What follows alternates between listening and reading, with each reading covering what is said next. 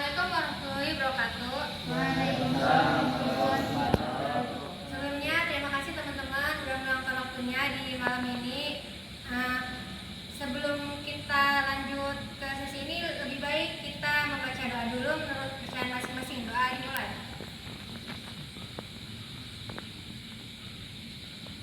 Doa selesai.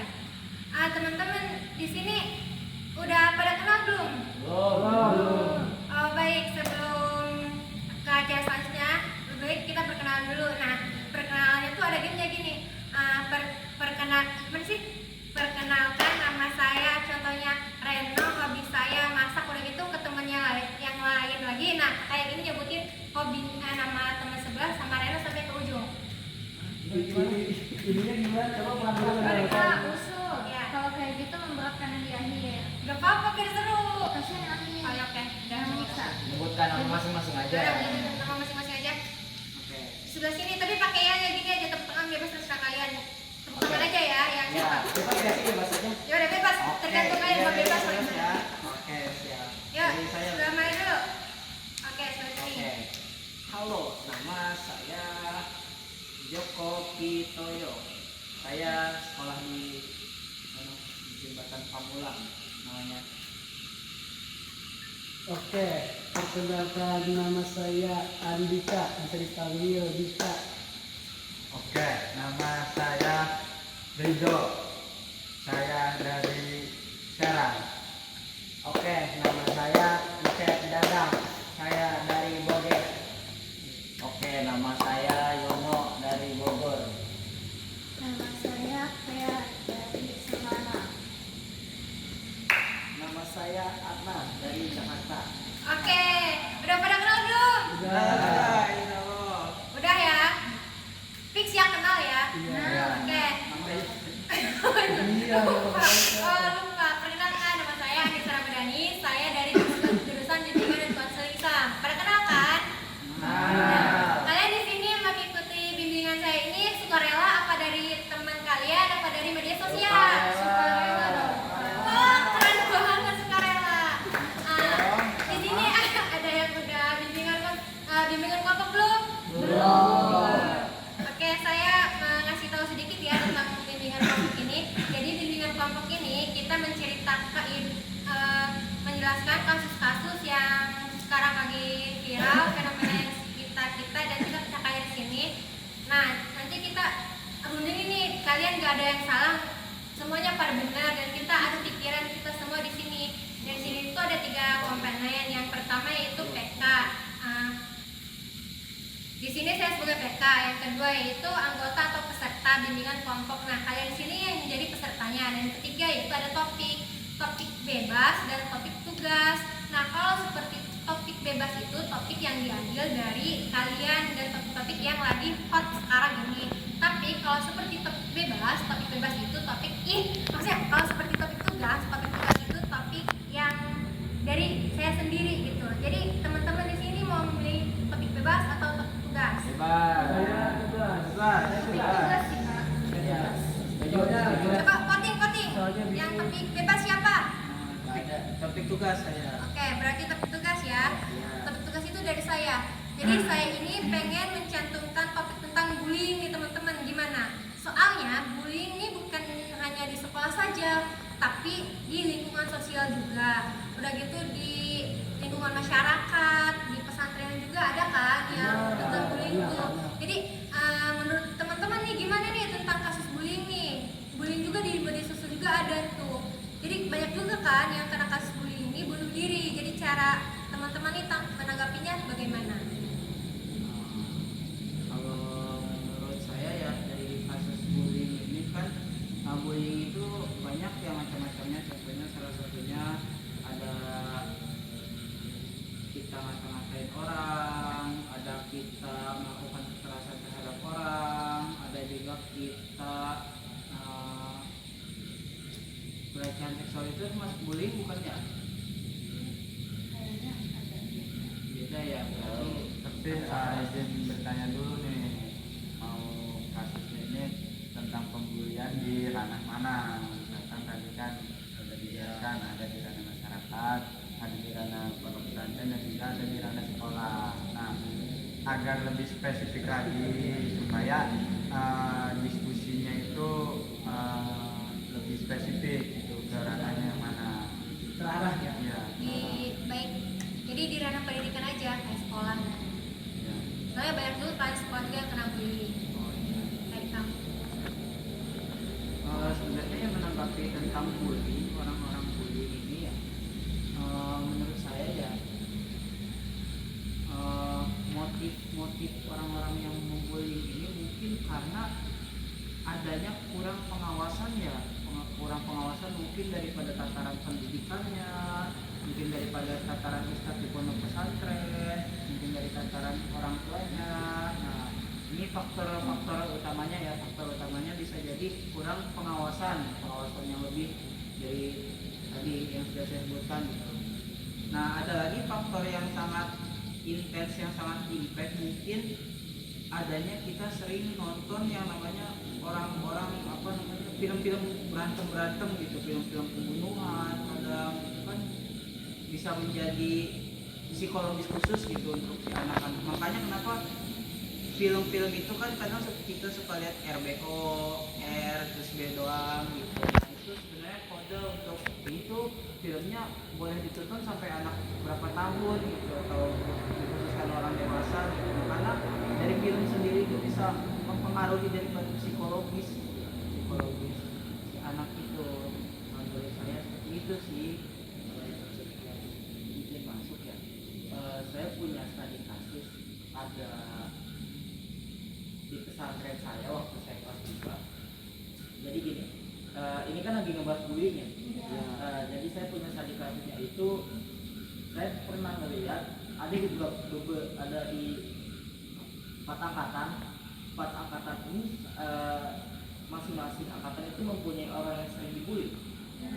Nah, tapi faktanya kalau saya melihat daripada orang-orang yang dibully tersebut, itu tuh karena emang kelakuan dia sendiri.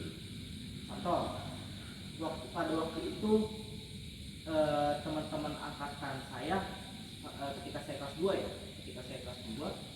itu tuh ditugaskan piket bersih-bersih pondok, tapi orang yang dibully ini gak mau bersih-bersih, padahal kita udah ingetin cara baik-baik. Nah, alhasil tugas dia ini gak kelar, gak beres kan. Nah, yang terjadi itu dihukum sama pengurus karena emang tugas kita ini gak selesai karena satu orang ini. Nah, yang kedua itu di angkatan atas saya itu sama halnya dengan kayak begitu, tapi bedanya ini ditugaskan menjadi penjaga atau bulis penjaga pondok gitu. Nah, juga di angkatan 2 atas saya, yang satu itu di bawah saya, satu waktu saya kelas 1.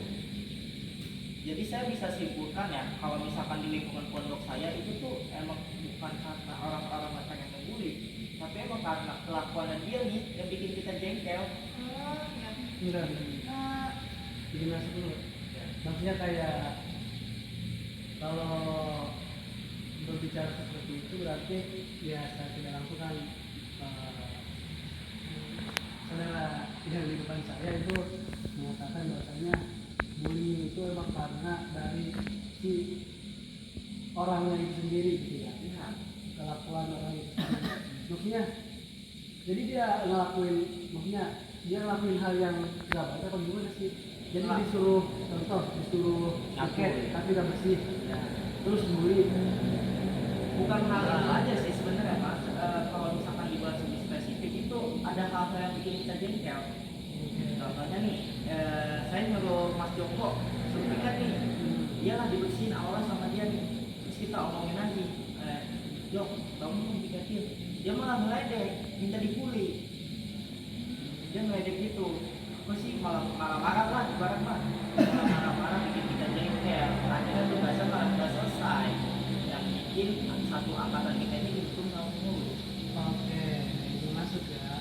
Kalau menurut saya pribadi, kenapa orang-orang itu bisa ngebully ya? Itu karena pertama dari sikap si korban. Nah, iya. Ya, betul. Biasanya orang yang dibully itu orang orang yang kayak cupu, orang yang gak banyak omong gitu. Ya. Kedua, alasan kenapa bisa dibully karena fisik, kondisi fisik. Biasanya karena emang Cacat gitu ya. ya ada pokoknya kayak matanya belok, ada orangnya pendek segala macam. Itu yang bisa jadi alasan kenapa dia dibully. Oke? Dan menurut saya nggak ada tuh orang yang sikapnya biasa aja, maksudnya nggak pendiam, nggak cukup, itu dibully, nggak ada.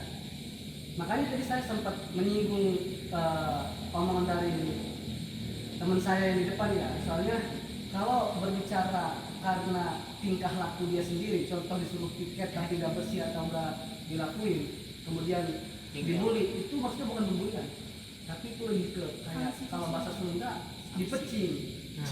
Kalau nggak dipecing kayak sanksi, kita tuh kesel sama lu karena emang lu disuruh ini mana gak selesai, itu bukan pembulian kalau menurut saya. Itu lebih ke kesel. Oh iya. Gue mah kesel gara-gara sikap dia. Kalau pandangan saya emang nggak sih, kan kita nggak. Nah, tapi dari pendapat saudara depan saya, ya saya setuju lah kalau itu bentuk sanksi. Tapi ini si pelaku, si korban ini malah ngadu ke pihak yang berwenang lah, kayak ustadz di pondok pesantren. Ngadunya dibully. Jadi kayak prank victim gitu tuh. Kadang saya suka rada jengkel karena emang ini kejadian pribadi saya yang saya kaitkan di sini, yang bisa saya simpulkan di lingkungan pesantren saya, orang-orang yang dibully itu karena emang kelakuannya sendiri, bukan karena emang pengen membuli aja gitu. Ya, saya juga punya sekali kasus yang sama waktu saya SD ya. Saya punya teman yang emang benar-benar pendiam. Pendiamnya ini ya agak cukup lah ya, sama yang dikatakan tadi sama si Mas gitu. Cukup dan juga benar-benar apa ya, benar-benar nggak ngurusin sekitar lah gitu, jadi diem aja. Makanya dia tuh sering dibully, kadang dikata-katain gitu, diledekin justru bahkan ya. Nah, ada lagi tuh dari kasus yang kedua sama seperti Mas siapa tadi ya namanya, Mas Labib. Oh, Mas Labib ya. Jadi ya saya lupa Mas Labib ya. Ini kejadian yang kedua ya tentang, saya jadi lupa ibu nanya Mas namanya. Lu ngomong apa ya? Iya. Tarik nafas dulu, tarik nafas. Nafas ya. Aduh.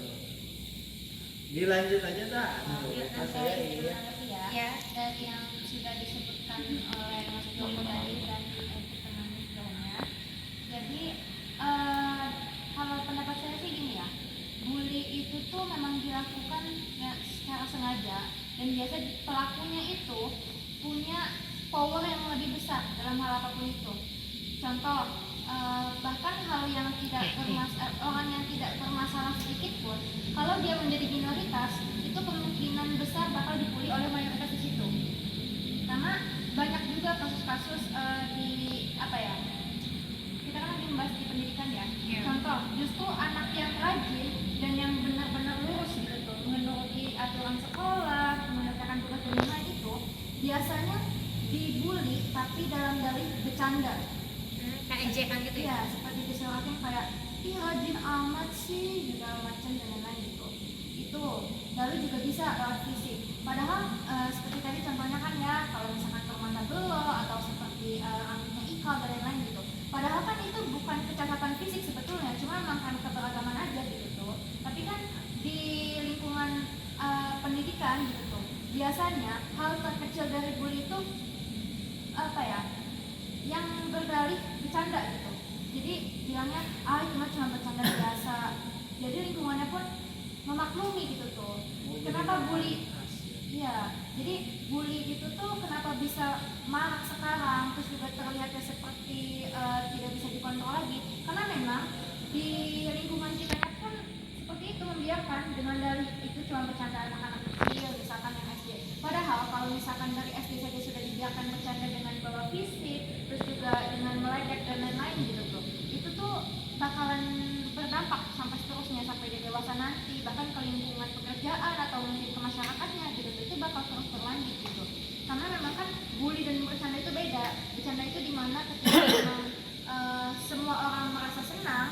tanpa merendahkan satu orang pun atau satu pihak pun gitu, itu baru namanya bercanda. Tapi kalau misalkan ada yang tertawa dan ada yang merasa kok saya direndahin atau kayak ada pihak yang dirugikan, itu namanya termasuk bullying dalam bentuk apapun, verbal maupun non verbal. Teman-teman ada yang mau menanggapi lagi? Teman yang sebelah sini, kakak sebelah sini. Mungkin soalnya dari tadi fokus mulu, siapa tahu ada pikirannya. Ada tanggapannya? Iya. Nanti saya Iya, yang disampaikan oleh Mas Aknan tadi Aknan bahwasanya pernah mengalami studi kasus di pondok pesantren gitu ya. Si korban bully itu seperti diminta dibully ya, seperti diminta dibully. Menurut saya itu tuh tidak sebenarnya, karena secara tidak langsung si korban ini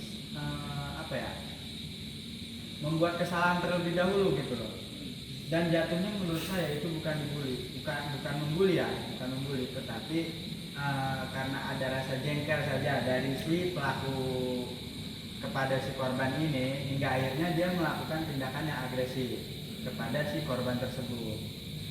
Nah, dan menurut saya juga ini sedikit saran saja ya, seharusnya si pelaku tersebut tidak melakukan tindakan yang begitu agresif kepada si korban tersebut. Seharusnya si pelaku ini kan sebagai ibaratnya senior ya, senior di dalam pondok gitu ya. Oh enggak, mau senior, mau seangkatan, Sebagai itu teman. tidak salah. Sebagai teman posisinya. Teman. oh ya, jadi ibaratnya seharusnya si pelakunya ini, misalkan dia punya mayoritas yang cukup banyak lah di pondok tersebut, dan si korban ini sebagai minoritas di pondok tersebut, seharusnya si pelakunya ini memberikan pandangan ataupun saran gitu, memberikan pembelajaran juga kepada si korban tersebut, yang sehingga akhirnya tidak adanya dari si mayoritas ini, dari si pelaku ini tidak melakukan tindakan yang begitu agresif kepada si korban tersebut. Seharusnya seperti itu. Tapi kalau saya kaitkan dengan yang tadi ya, kalau misalkan saya kaitkan dengan yang tadi, itu udah kita lakuin beberapa tahapan sebenarnya.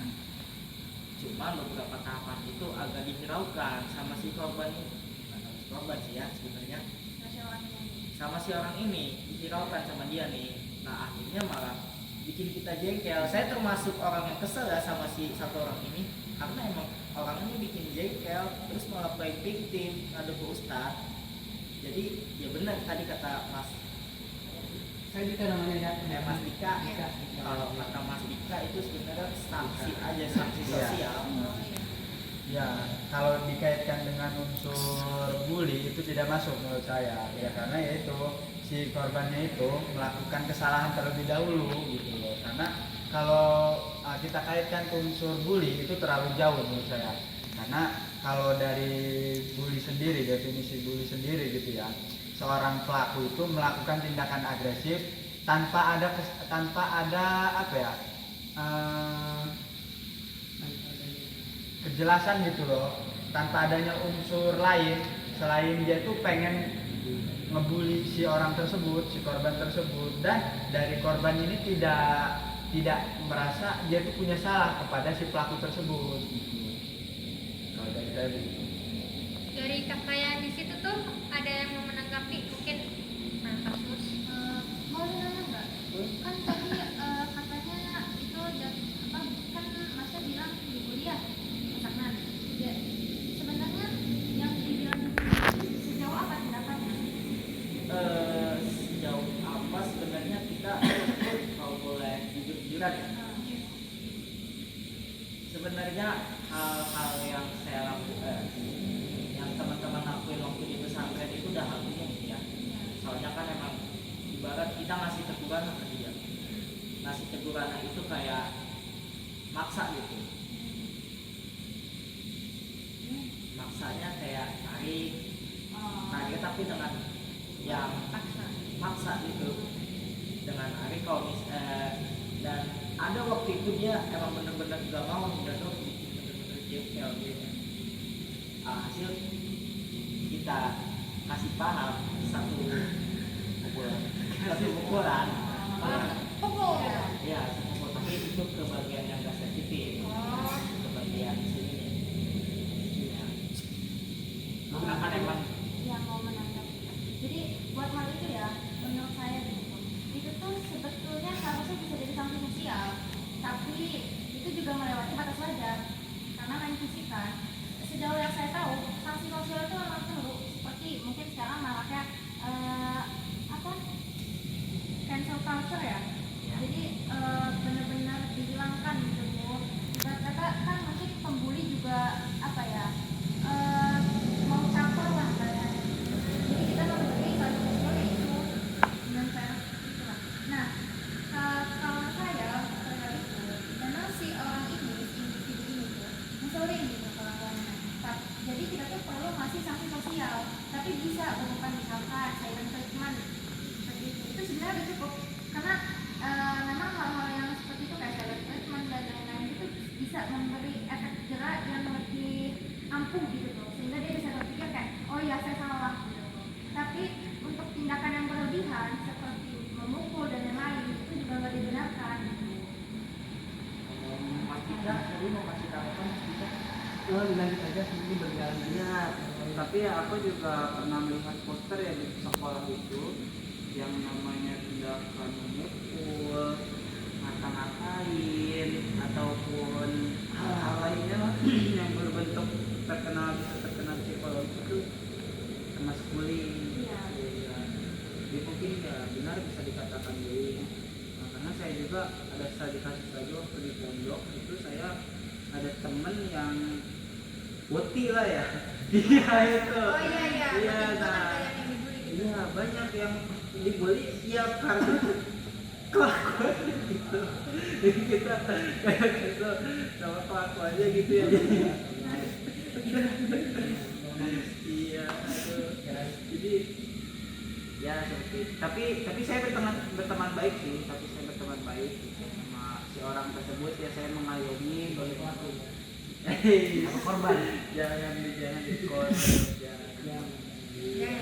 Oke, saya pengen menanggapi pendapat Kean sih. Ini tuh sebenarnya terlalu banyak sih kalau kasus saya kayak pesantren. Karena kan pesantren itu sistemnya, ini sepakat nggak teman-teman? Sistemnya itu kalau misalkan memang ada yang salah satu orang, baik satu angkatan lain, pasti kena semua. Oh emang iya. Ya kan, soalnya dia sering banget kayak begitu teman-teman. Yang bikin angkatan kami jengkel itu karena emang kelakuannya dia seperti itu. Jadi ibarat kita udah berusaha tertib nih sama peraturan pengurus, udah bilang. Nah satu orang ini bikin jengkel dengan kelakuan dia telat dan dihukum kita satu angkatan. Ya kita harus memberi sanksi sosial dengan seperti itu kepada dia.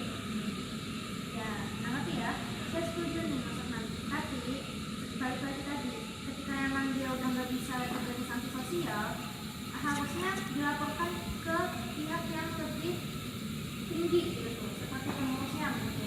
Dan harusnya ada pengurus juga deh, kalau misalkan si individu ini masih tetap susah, masih tetap nggak mau ngikutin peraturan dan lain, melapor ke pimpinan. Harusnya seperti itu jalannya.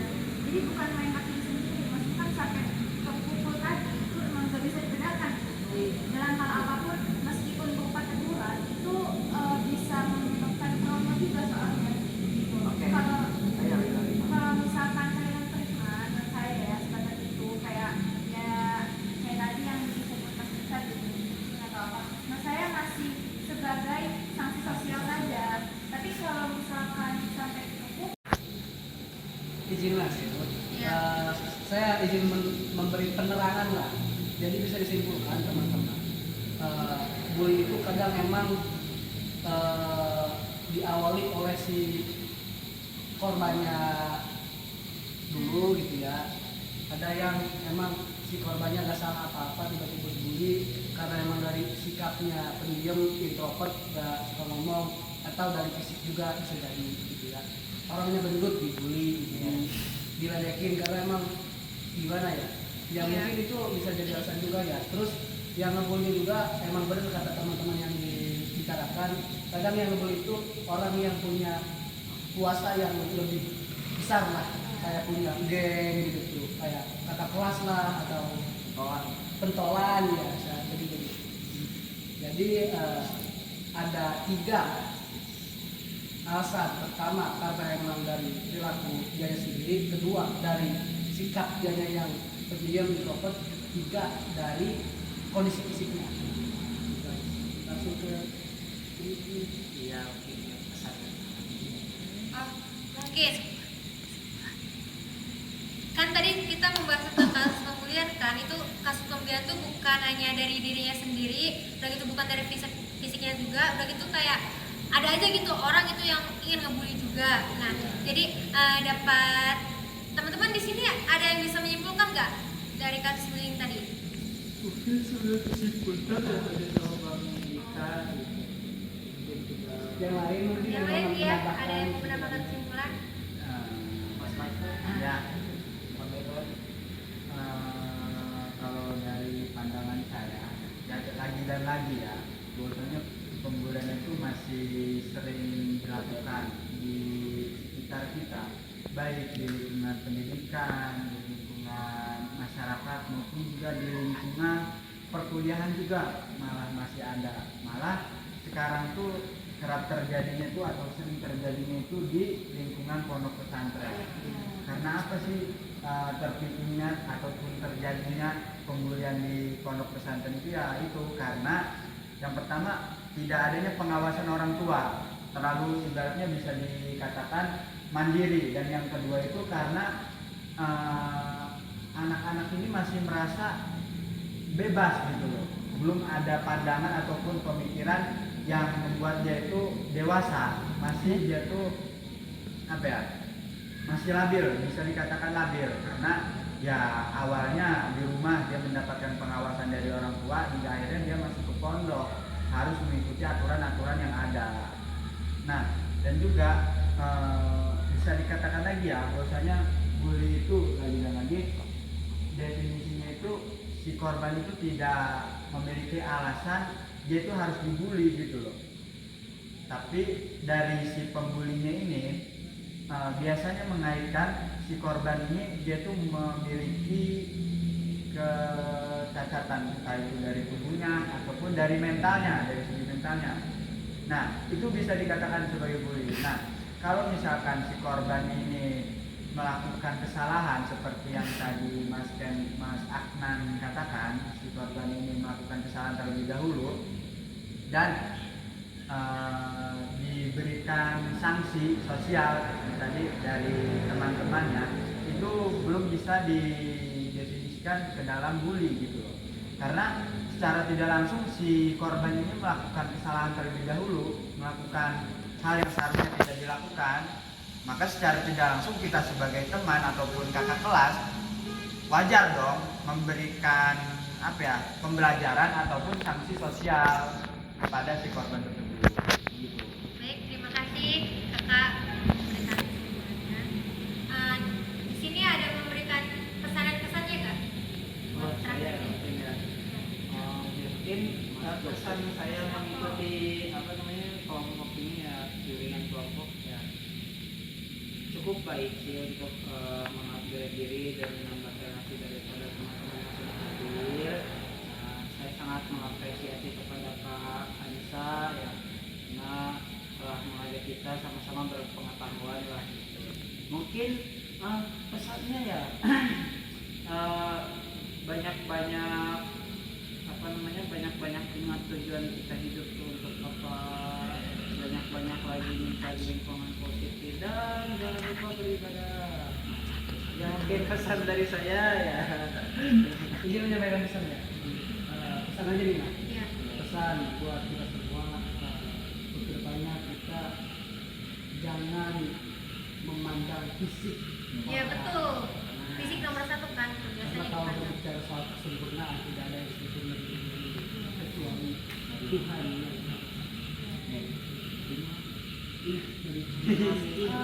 Terakhir teman-teman pesan juga mungkin bisa jadi solusi dari bullying ini. Ya, Jadi solusi pertama yang bisa kita lakukan itu ketika memang kita merasa ini tidak sesuatu yang tidak benar, seperti meledek ataupun bercanda dan merendahkan orang lain, kita itu harus lebih aware, bisa melarang ataupun